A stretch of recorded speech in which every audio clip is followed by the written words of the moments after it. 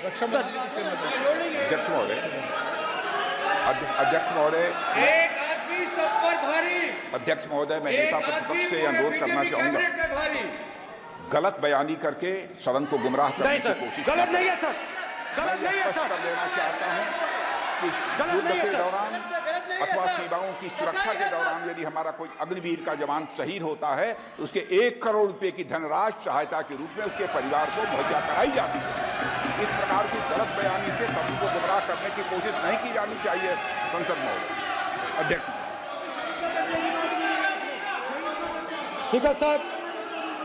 Speaker sir देखिए, speaker sir देखिए, राजनाथ सिंह जी की एक राय है, मेरी एक राय है। सच्चाई अग्निवीरों को मालूम है, हमें बोलने की जरूरत नहीं है। अग्निवीर को किस चीज का सामना करना पड़ता है, शहीद का दर्जा मिलता है या नहीं मिलता है, कॉम्पनसेशन मिलता है नहीं मिलता है, पेंशन मिलती है नहीं मिलती है, वो उसको मालूम है। पॉइंट ऑफ ऑर्डर है मान्यवर। अब सदन के सामने 2 स्टेटमेंट हुए, एक हुआ विपक्ष के नेता का, दूसरा हुआ माननीय राजनाथ सिंह जी का, रक्षा मंत्री जी का। ये कहते हैं कि 1 करोड़ रुपया नहीं मिलता है। श्री राजनाथ सिंह ने अधिकृत रूप से कहा कि मारे जाने वाले अग्निवीर को जो शहीद होता है उसको 1 करोड़ रुपया मिलता है। उनको फैक्चुअल पोजीशन सदन पर रखनी चाहिए मान्यवर। ये सदन झूठ बोलने की जगह नहीं है मान्यवर, यहाँ सच बोलना चाहिए। और अगर ये नहीं रखते हैं तो उनको ये सत्यापन नहीं करते अपने स्टेटमेंट का, तो उनको सदन और देश से और अग्निवीरों से माफी मांगनी चाहिए माननीय।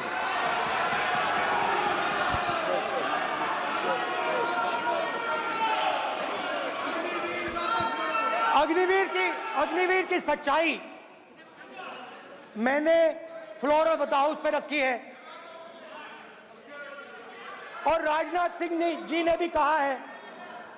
जो रियलिटी है वो हिंदुस्तान की सेना को मालूम है, वो अग्निवीरों को मालूम है।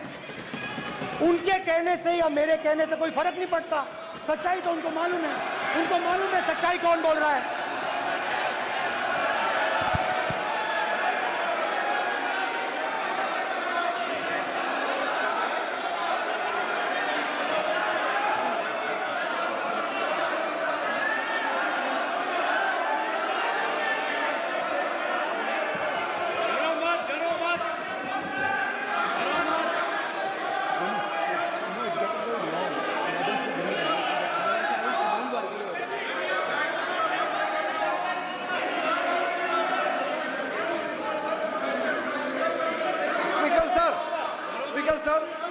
अभी मेरा छोटा सा अनुरोध है, क्योंकि सर ये विषय गंभीर है और अभी माननीय गृह मंत्री जी ने जो बात रखे हैं कि 2 स्टेटमेंट जो रक्षा मंत्री जी ने बताया सदन को, और माननीय विपक्ष के नेता राहुल गांधी जी ने जो स्टेटमेंट रखा है, इसमें इन्होंने जो कहा है कि रक्षा मंत्री बोलने से क्या फर्क पड़ता है, इतना हल्का फुल्का कैसे स्टेटमेंट दे सकता है लीडर ऑफ ऑपोजिशन। इसलिए सर इन्होंने जो बात रखा है पुष्टि करना चाहिए, और हम लोग भी सर नियम के मुताबिक अपना पर रखेंगे सर।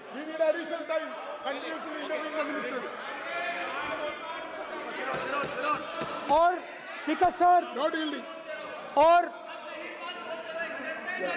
स्पीकर सर, देश की सेना जानती है, पूरा देश जानता है कि अग्निवीर स्कीम सेना का स्कीम नहीं है, पीएमओ का स्कीम है। और पूरी सेना जानती है कि स्कीम प्राइम मिनिस्टर का ब्रेन चाइल्ड था, स्कीम सेना का ब्रेन चाइल्ड नहीं था। जैसे नोटबंदी की गई वैसे ही आर्बिट्री तरीके से। अध्यक्ष महोदय, अध्यक्ष महोदय, मैं नेता प्रतिपक्ष से विनम्रतापूर्वक अनुरोध करना चाहता हूं कि कृपया वह सदन को गुमराह करने की कोशिश न करें। अग्निवीर योजना के संबंध में बहुत सारे लोगों से 158 ऑर्गेनाइजेशन के साथ सीधा संवाद स्थापित हुआ है, उनके सुझाव लिए गए हैं, तब यह अग्निवीर योजना लाई गई है और बहुत सोच समझकर यह योजना लाई गई है। और मैं यह भी स्पष्ट कर देना चाहता हूं, इस प्रकार की योजनाएं दुनिया के कई देशों में है, यूएस में है, यूके में है, वहां पर किसी को कोई किसी प्रकार की आपत्ति नहीं है। अब बिना अग्निवीर योजना के बारे में समझे, बिना उस संबंध में कोई पूरी जानकारी हासिल किए इस तरीके से सदन को गुमराह करना, इसे कदापि उचित नहीं ठहराया जा सकता। महोदय, मैं तो आपसे ये अनुरोध करूंगा, इसे सदन की कार्रवाई से बाहर निकाला जाना चाहिए।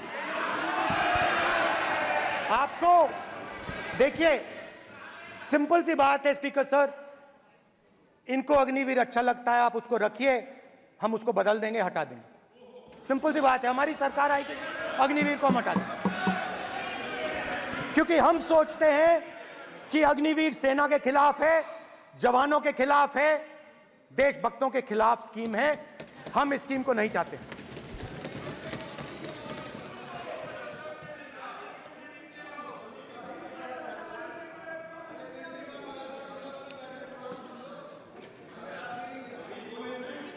पहली बार हिंदुस्तान की हिस्ट्री में जनता से स्टेट्स छीने गए हैं। जम्मू कश्मीर लद्दाख से आपने पहली बार स्टेट छीना है। मणिपुर को आपने सिविल वॉर में डुबा दिया है। मणिपुर को आपने और आपकी योजनाओं ने, आपकी पॉलिटिक्स ने जला दिया है। और आज तक हिंदुस्तान के प्रधानमंत्री मणिपुर नहीं गए हैं। ऐसा लगता है कि मणिपुर हिंदुस्तान का प्रदेश नहीं है। प्रधानमंत्री के लिए मणिपुर स्टेट ही नहीं है। मणिपुर में सिविल वॉर हो ही नहीं रही है। और एक बार बयान दिया हमने, मतलब प्रेशर लगाया, हम गए, हमने प्रधानमंत्री से कहा एक मैसेज दे दीजिए, मणिपुर चले जाइए, जनता की वहां रक्षा कीजिए। नहीं,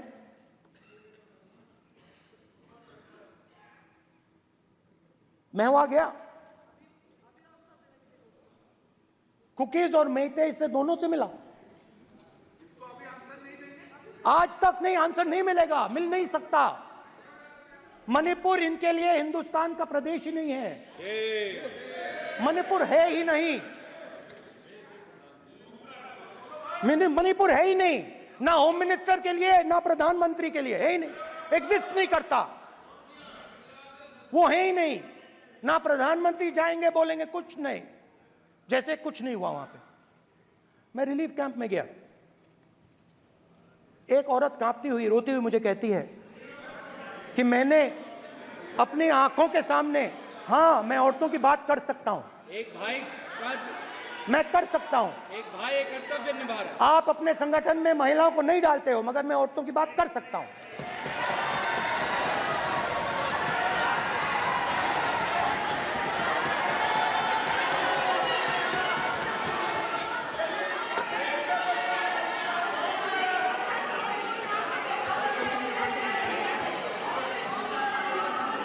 मुझे कहती है मैंने अपने आंखों के सामने, मेरे आंखों के सामने मेरे बच्चे को गोली मारी गई। मैं भागना नहीं चाहती थी, मैं मरना चाहती थी, उसके साथ मरना चाहती थी। मुझे घसीट के वहां से ले गए और फिर मेरे को अपने बच्चे की फोटो दिखाती, कांपती हुई ऐसे फोटो दिखाती है। ये आपकी योजनाओं का नतीजा है। आपको शर्म आनी चाहिए।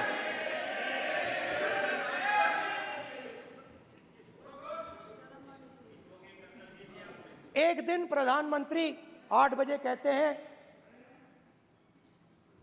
पता नहीं फाइन ट्यूनिंग हो गई भगवान के साथ, डायरेक्ट मैसेज भगवान, सर ने बोला है, सर प्रधानमंत्री ने ये बोला है, ये मैं नहीं बोल रहा हूं, प्रधानमंत्री ने बोला है कि मेरा डायरेक्ट कनेक्शन है भगवान के साथ, मैंने नहीं बोला। मैंने नहीं बोला। You are social media chief also told. Bhagwan Jagannath is there. एक मिनट प्लीज, एक मिनट तो एक पता मिनट नहीं- मान्य राहुल गांधी जी, एक मिनट, मान्य सुरेश, एक मिनट 8 प्लीज, एक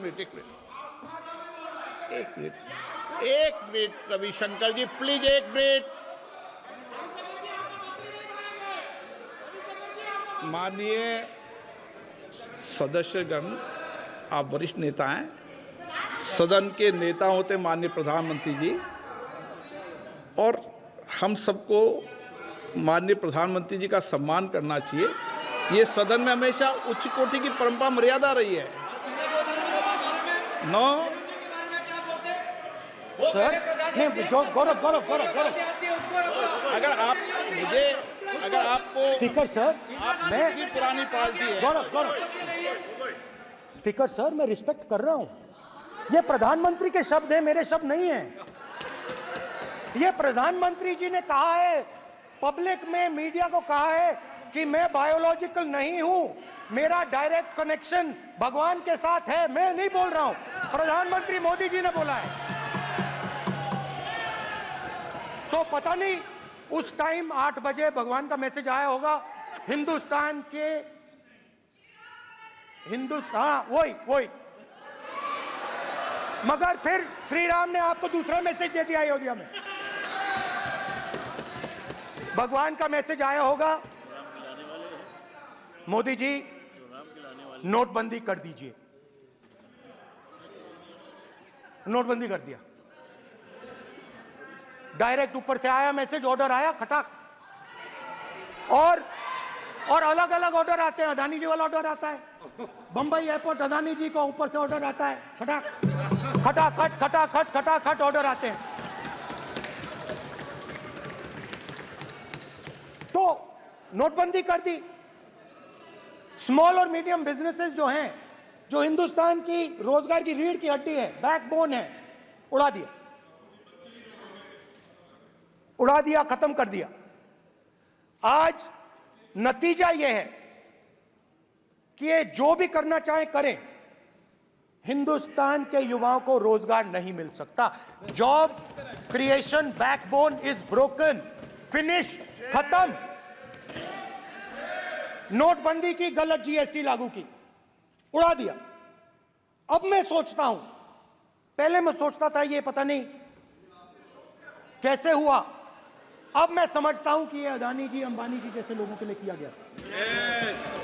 ये रास्ता साफ करने का तरीका था, रास्ता साफ करने का तरीका था। इनकम टैक्स डिपार्टमेंट उनके पीछे पड़ा रहता है। जीएसटी, डिमोनेटाइजेशन, 24 घंटा उनको तंग करते हैं। उनके कैश फ्लो को रिस्ट्रिक्ट करने की कोशिश करते हैं, कैश फ्लो को क्रश करने की कोशिश करते हैं कि वो परे हट जाएं और अरबपति उनकी जगह ले लो। आप किसी भी छोटे व्यापारी से पूछ लो, किसी भी स्मॉल मीडियम बिजनेस ओनर से पूछ लो, ये आपको बता देगा। गुजरात में मैं गया, टेक्सटाइल ओनर्स के साथ मेरी बात हुई। मैंने उनसे पूछा नोटबंदी क्यों हुई, जीएसटी क्यों हुई? साफ बोला अरबपतियों की मदद करने के लिए जीएसटी और नोटबंदी की गई है। नरेंद्र मोदी जी अरबपतियों के लिए काम करते हैं, सीधी सी बात। मैं जाता रहता हूं और आपको गुजरात में हराएंगे इस बार। आप लिख के ले लो, आपको ऑपोजिशन इंडिया गठबंधन गुजरात में हराने जा रहा है।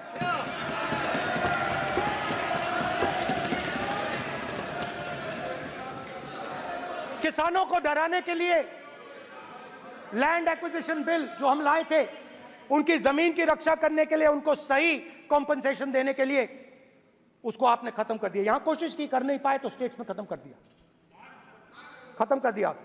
हर स्टेट में आपने खत्म कर दिया है। अगर आप जानते नहीं हो चेक कर लो, हर स्टेट में हर भाजपा की स्टेट में खत्म कर दिया। सर हर भाजपा रूल स्टेट में खत्म किया है, हर भाजपा की रूल स्टेट में खत्म किया है, हर भाजपा की रूल स्टेट में खत्म किया है। स्पीकर सर,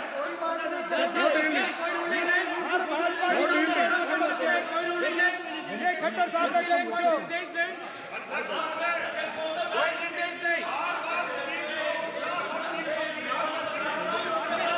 सत्ता पक्ष बार बार खड़े होकर भाषण को कम कर रहे, कोई रूलिंग नहीं, कोई रूलिंग नहीं है।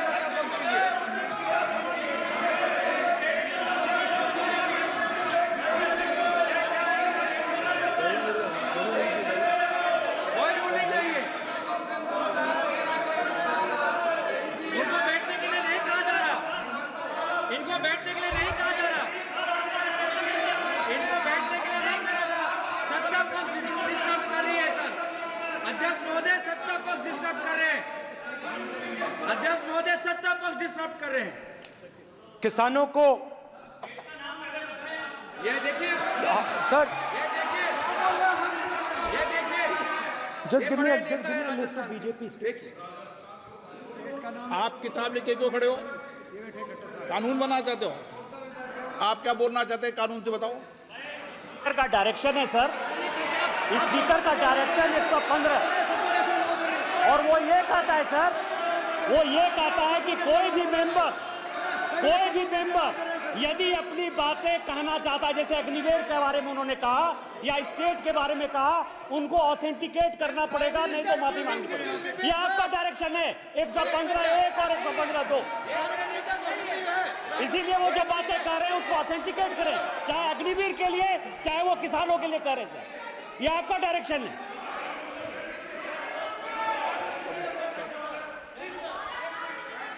तो किसानों को जो हमने लैंड एक्विजिशन बिल तैयार किया था सही मुआवजा दिलाने के लिए, उसको आपने रद्द किया।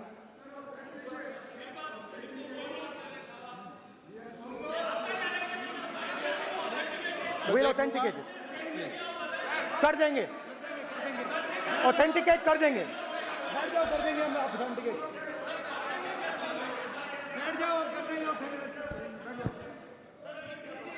उसके बाद किसानों को डराने के लिए, याद रखिए शिव जी कहते हैं डरो मत डराओ मत, किसानों को डराने के लिए आप 3 नए कानून लाए। प्रधानमंत्री ने उनसे कहा कि ये आपके फायदे के कानून हैं। सच्चाई थी कि वो अदानी जी अंबानी जी के फायदे के कानून थे। हिंदुस्तान के सारे किसान खड़े हो जाते हैं। आज तक सड़क ब्लॉक है। अगर आप वहां जाएंगे आज तक आपको दिखेगा कि वो सड़क जिस पे किसान आए थे वो आज तक बंद पड़ी हुई। हरियाणा में 2 जगह किसान खड़े हो गए, कहते हैं नहीं ये हमारा नहीं है, आप हमारी मेहनत का फल छीनना चाहते हो, हम इस बात को एक्सेप्ट नहीं करेंगे। आप उनसे बात नहीं करते, आप उनको कहते हो, आप बात नहीं करते।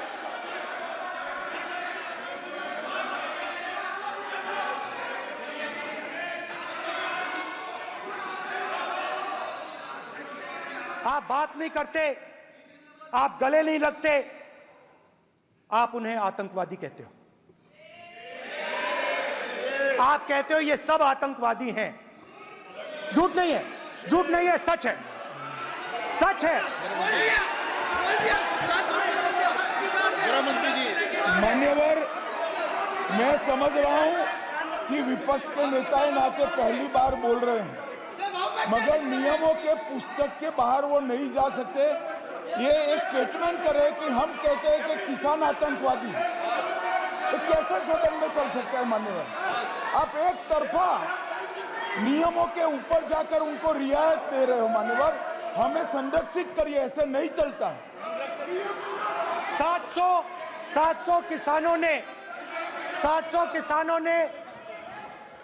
किसान शहीद हुए।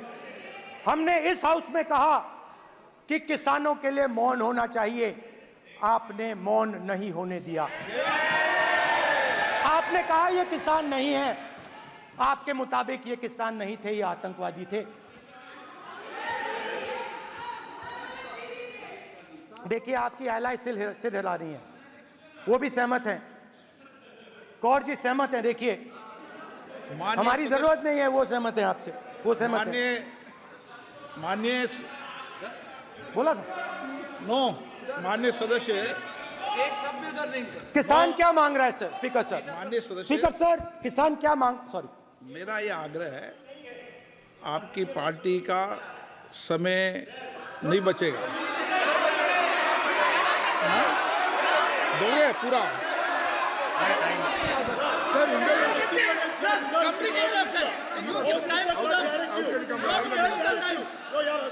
आप नहीं बोलेंगे, ये बोलेंगे सर। और आप तो सर नियम और से स्पीकर बोलना सर, चाहते हैं। आप तो किताब स्पीकर बता- सर किसानों ने, स्पीकर सर किसानों ने मांगा क्या? स्पीकर सर किसानों ने मांगा क्या? स्पीकर ने सिर्फ किसानों ने सिर्फ ये कहा कि अगर 16 लाख करोड़ रुपए अरबपतियों का कर्जा माफ हो सकता है तो हमारा भी थोड़ा सा कर दीजिए। किसान ने यह कहा कि हर प्रोडक्ट के लिए सही प्राइस मिलती है, हमें भी एमएसपी दे दीजिए। और आप लोगों ने कहा किसान का कर्जा माफ नहीं होगा और एमएसपी नहीं मिलेगी।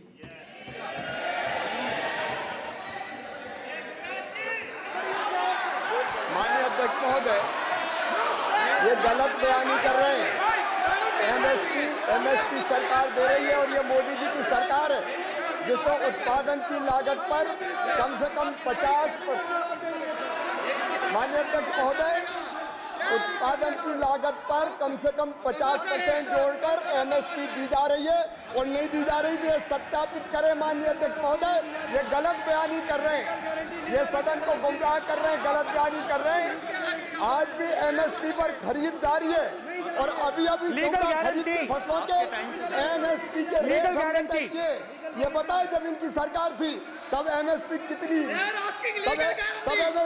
मिलती थी और उस समय खरीद कितनी होती थी माननीय अध्यक्ष, उस समय खरीद कितनी होती थी? आज भी एमएसपी पर खरीद जारी है माननीय अध्यक्ष महोदय, ये गलत बयानी कर रहे हैं। ये सत्यापित करें इसको कि एमएसपी पर खरीद नहीं हो रही, ये सत्यापित करें माननीय अध्यक्ष महोदय, ये गलत बयानी की जा रही है। देना चाह रहे, इनको नहीं बोलने देना चाह रहे।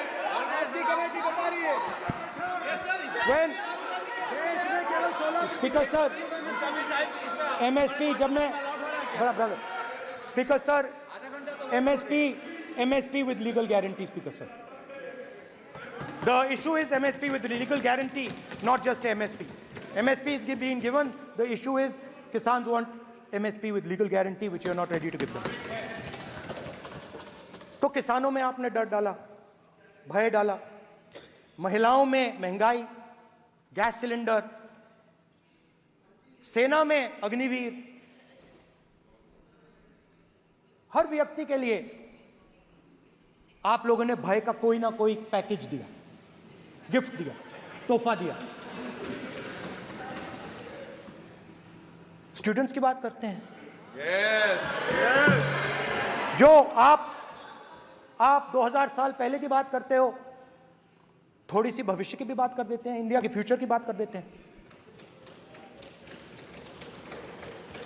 रोजगार तो आपने खत्म कर दिया, नोटबंदी, जीएसटी, जो आपने स्मॉल एंड मीडियम बिजनेसेस थे उनको खत्म करके, युवाओं को आर्मी में अपॉर्चुनिटी मिलती थी, अग्निवीर उनके लिए आपने दे दिया, वो खत्म कर दिया, रास्ता ब्लॉक कर दिया।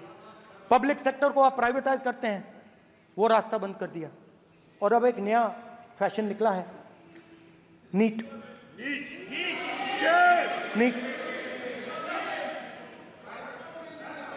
प्रोफेशनल एग्जाम्स को आपने कमर्शियल एग्जाम्स में बदल दिया है। NEET is not a professional exam, NEET is a commercial exam. NEET में एक स्टूडेंट टॉपर हो सकता है, एक्सीलेंट स्टूडेंट हो सकता है, मगर अगर आप उसके पास पैसा नहीं है मेडिकल कॉलेज में नहीं जा सकता। सिंपल सी बात है। नीट का पास मार्क 22% है। वो पूरा का पूरा एग्जाम, सर एजुकेशन मिनिस्टर पूरा का पूरा एग्जाम